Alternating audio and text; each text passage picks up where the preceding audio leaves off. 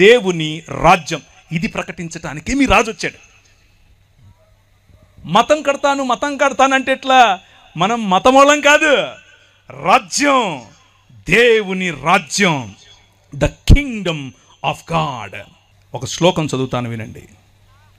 అస్మాకం ప్రభు పరమేశ్వర ఏక ఏవ యూయం సర్వంతఃకరణై సర్వప్రాణై సర్వచిత్తై సర్వశక్తిభిశ్చ తస్మిన్ ప్రభో పరమేశ్వరే ప్రియధ్వం. ఈ శ్లోకానికి అర్థం ఏమిటంటే, నేను మార్కు సువార్త చదివాను, టెన్షన్ పడకండి. నీ దేవుడైన యెహోవాను నీ పూర్ణ మనస్సుతోను, నీ పూర్ణ ఆత్మతోను, నీ పూర్ణ శక్తితోను ఏం చేయాలి? ప్రేమించాలి, ఆరాధించాలి, సేవించాలి. ఇత్యాజ్ఞా శ్రేష్టా తథా స్వప్రతివాసిన్ స్వవత్ ప్రేమ కురుధ్వం. అలాగే చెప్పండి, నిన్ను వలే. శ్లోకంలో చదివితే వాక్యంలా లేదా?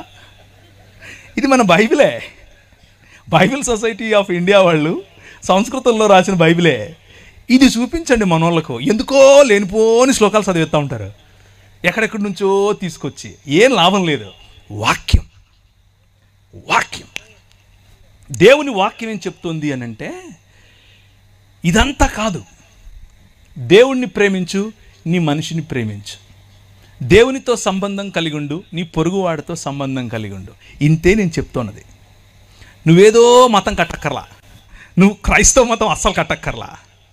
యోహాను చెరపట్టబడిన తరువాత యేసు ఈశుర్గాలీల్ ప్రదేశమాగత్య ఈశ్వర రాజ్యస్య సుసంవాదం ప్రచారయాన్. ఆయన యోహాను చెరపట్టబడినప్పుడు గలిలయ ప్రాంతములోనికి వచ్చి దేవుని రాజ్యమును ప్రకటించుచుండెను.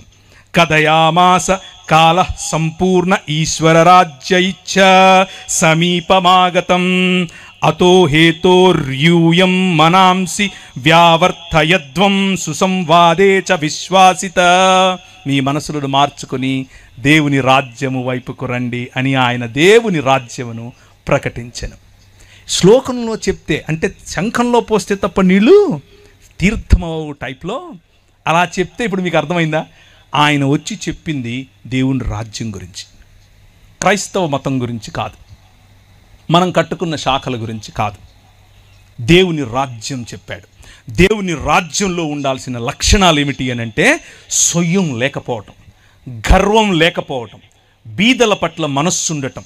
అలా ఉంటే దాన్ని సొదొమ రాజ్యంగా చూస్తాడు, దానిని మానవ నిర్మాణమైనటువంటి ఒక నగరంగా చూస్తాడు.